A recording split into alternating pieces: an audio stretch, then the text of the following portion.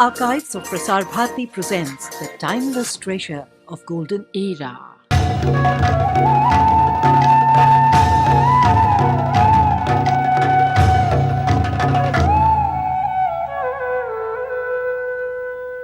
In the year 1889, nothing of major historical significance seems to have happened. One major news item in Indian newspapers was about Mr. Spencer and Babu Ramchandra Chatterjee having made a balloon ascent. Nothing is, however, written about their descent. In this very year, two towering events occurred. One being the completion of the 300-meter Eiffel Tower in Paris, which is considered a marvel to this day. 6,000 miles away, a more modest 20-meter tower was completed in a small place named Digboy.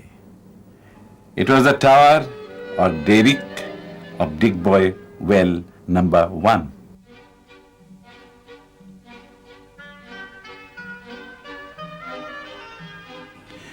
While the Digboy Tower could not stand up to its contemporary in matters of geometry or aesthetics, it has its own claim to fame, as Digboy retains the distinction of being the world's oldest continuously producing oil field.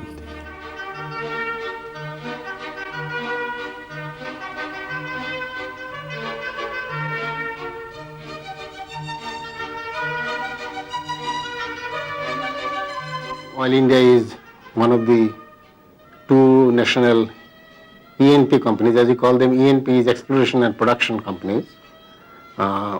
This company as such was formed in 1959. But if you look at the legacy of this company, this is connected to the origin of oil search for hydrocarbon in the country.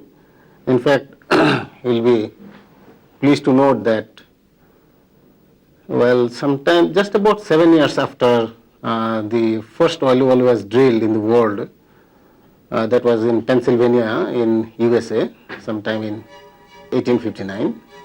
And about 7 years after that, the first well was drilled in the northeast, a place called Makum. This is where the oil engineer, traveling on an elephant back, saw some oil on the marshy ground and ordered the elephant to dig.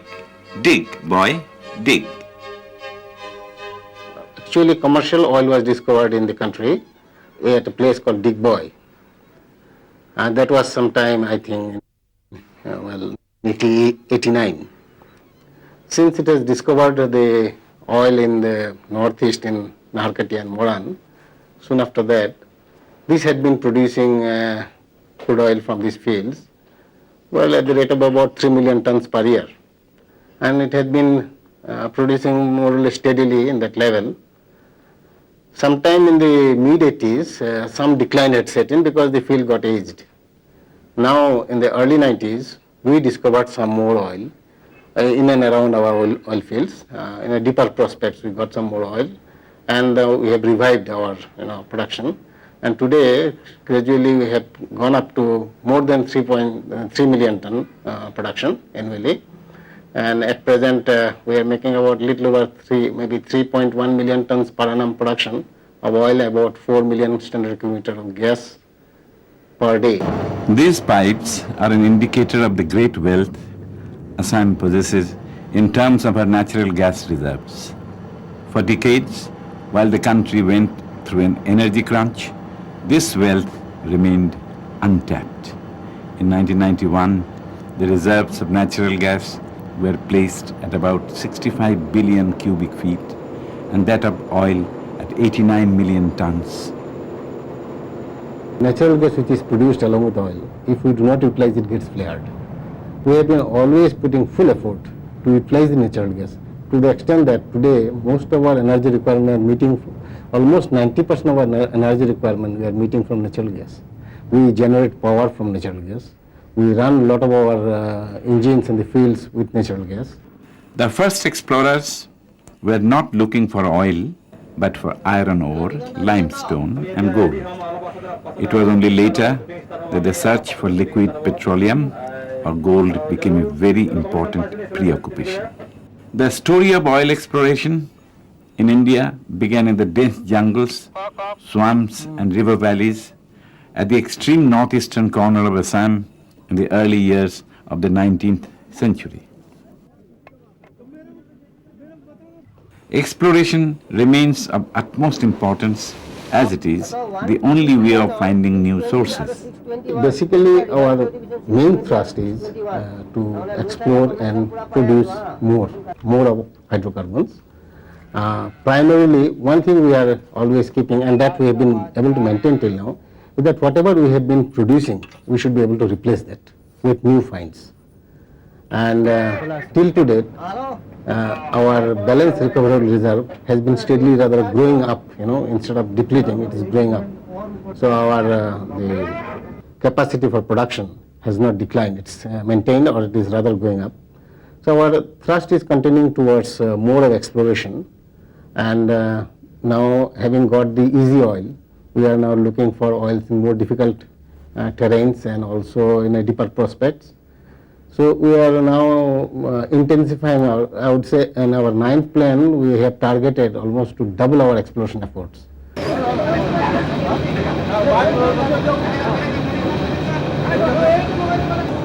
It's a tough life being a part of the oil process, from exploration to drilling. The workers handling the heavy-duty machinery in this drilling setup have a very difficult job indeed. This well here is almost complete and will soon be functional. The oil and natural gas sector provides a lot of employment opportunity and a lot of locals get jobs here.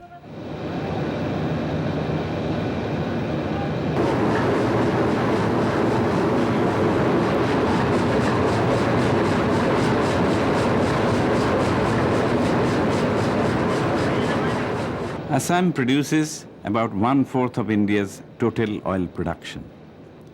But for a long time, there were no refineries here, and the crude that went out came back as refined oil and sold for a higher price than in other parts of India. Now there are 2 refineries, and hopefully the future will see more of it.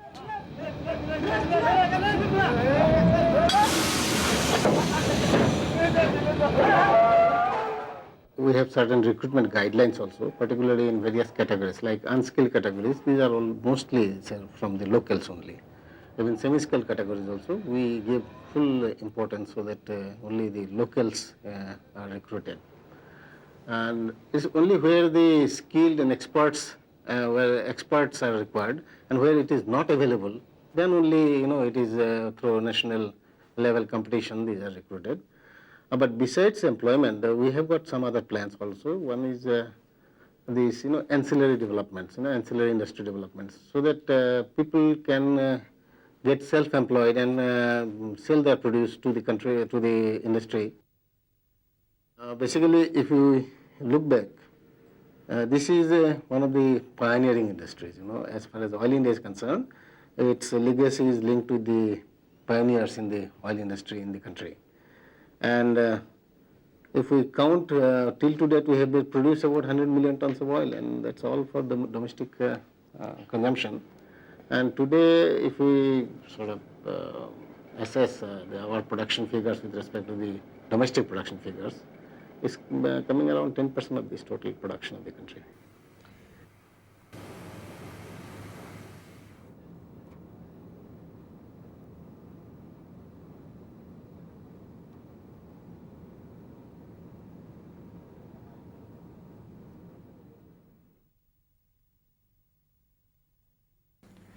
Some 2 miles away from the Assam Oil Company is the Digboy War Cemetery. We went to this place where Julie Christie, the Oscar winner, came in 1991 to look for her grandfather's graveyard. In this cemetery lie the remains of brave soldiers of all religions who laid down their lives during the 1939-1945 Burmese War. About 200 soldiers lie buried here. Walking among these graves, I wondered at the fact that despite so many wars and so many lives lost, mankind still doesn't seem to have learned to value peace.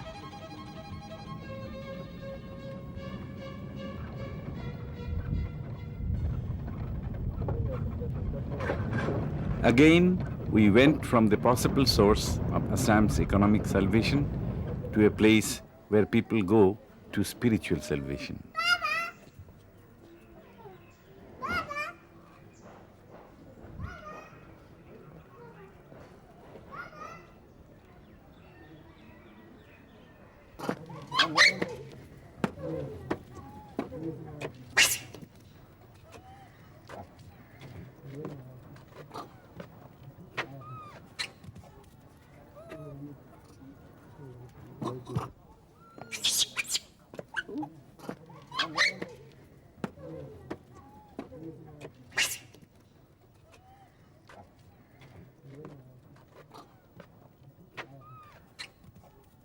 There seemed to be a lot of monkey business happening around here too. And a host of these simian creatures came down to welcome me. Named after the 9 planets, Guwahati's Navagraha temple is still today a center of astrological and astronomical research.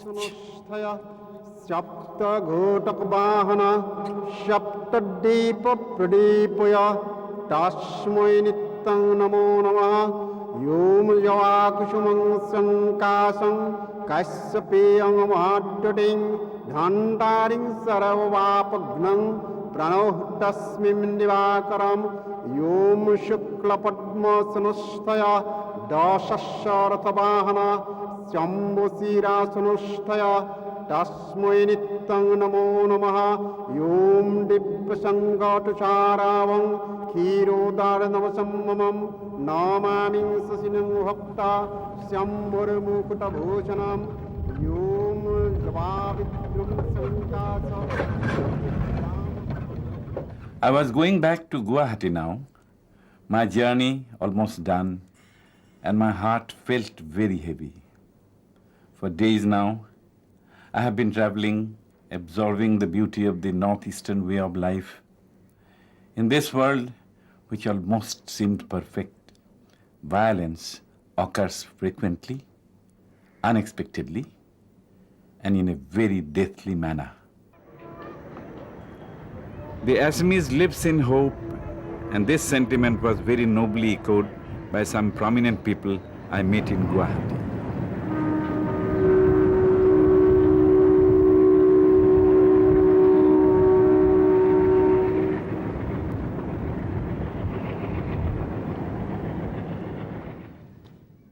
I had been a teacher for the last 35 years in the department. That was a different world altogether, because after a day's work I see some kind of fulfillment. But when I came into administration as the Vice Chancellor, it was a completely different world, I should say, because, and particularly being the Vice Chancellor of the oldest university in the state, I think it is a very challenging task. And more particularly after 50 years of its attainment, I feel that a lot of things have to be done. We have to chart new ways so that we get into the 21st century on a brighter note. Because at one time you were also a teacher in the university, and you had also, I think, the university song you have written saying that Chilita Boluita. And I always feel that as if we are waiting for a time when somebody will come and brighten the river, brighten the Luit. But then that sense of fulfillment has not yet arrived. The time has come today that we have to have accelerated progress. We have to run actually. We cannot just walk. And our habit in Assam is to walk and walk slowly. And I think it is perhaps the time. I don't know, because when there is a turmoil, always we find out of the turmoil we can always find something new, and some bright things come out of that. And I believe today's turmoil finally bring in something which will give the light.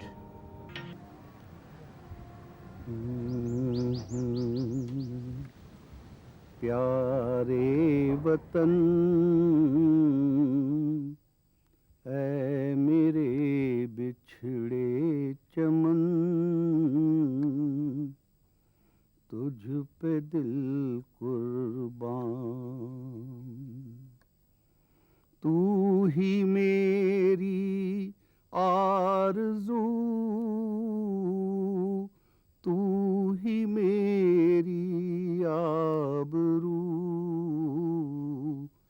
तुझ पे जान कुर्बान. Democracy and patriotism, to my mind, are two different things. One is a system of government, whereas patriotism is entirely, exclusively something related to the heart of the man. ऐ मेरे प्यारे वतन ऐ मेरे बिछड़े चमन तुझ पे दिल कुर्बान. Most of the ills that the state of Assam and other neighboring states suffer from is possibly the lack of that message as contained in Article 51 of the Constitution, which enjoins that a citizen of India must take pride in the values, the cherished ideals and goals of our freedom struggle. That has possibly not reached. It is for people like you, the media and others, to see that this message reaches to the core of their heart, and it would solve many of the ills that afflicts not only the state of Assam but other neighboring states as well. तेरे दामन से जो आए उन हवाओं को सलाम चूम लूं मैं उस जुबां को जिस पे आए तेरा नाम. That feeling of being one with the nation is to be inculcated and imbibed.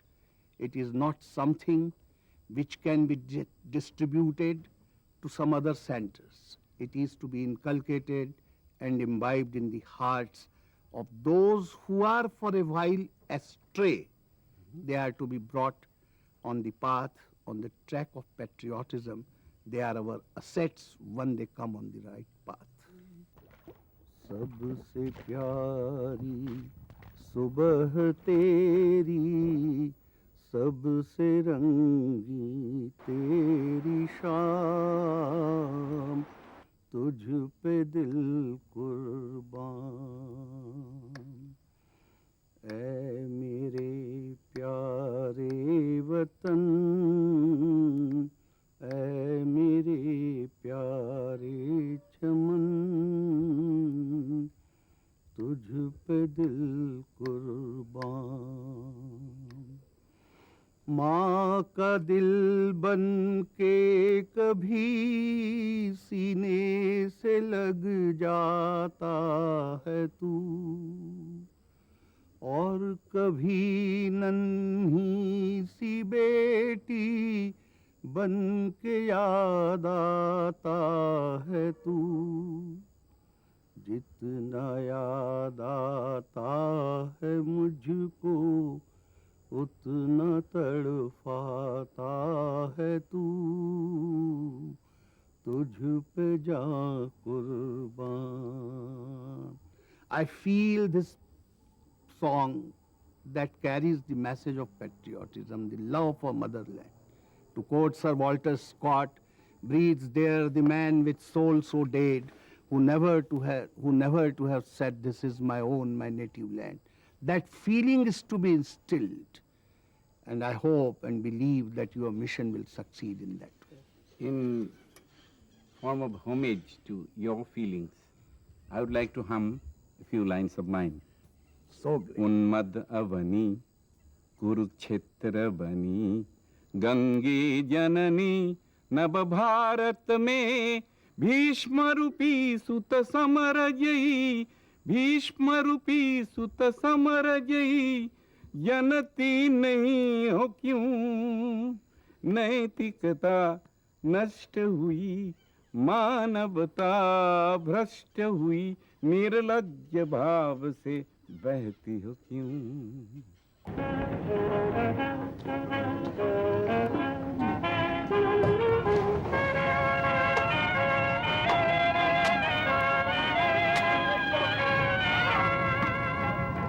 জ্ঞানবিহীন নিরক্ষৰৰ খাদ্যবিহীন নাগৰিকৰ নেতৃবিহীনতাত নিমাত কিয়, সহস্ৰ বাৰিষাৰ উন্নতনাৰ অভিজ্ঞতাৰে পংগু মানৱক সবল সংগ্ৰামী আৰু অগ্ৰগামী কৰি নোতোলা কিয়।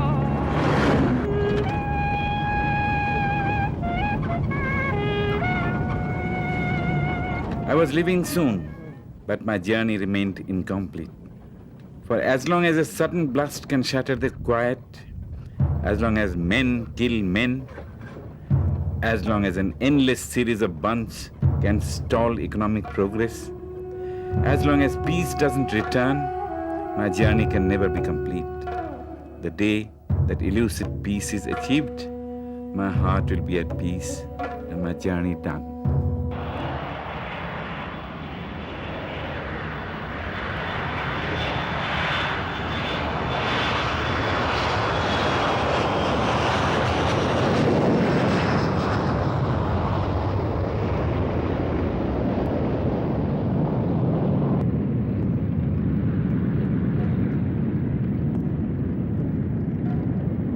Back in Mumbai, amidst the noise and the fumes, I have with me many memories of the wonderful days of traveling around, some sad, some happy, and some misty still.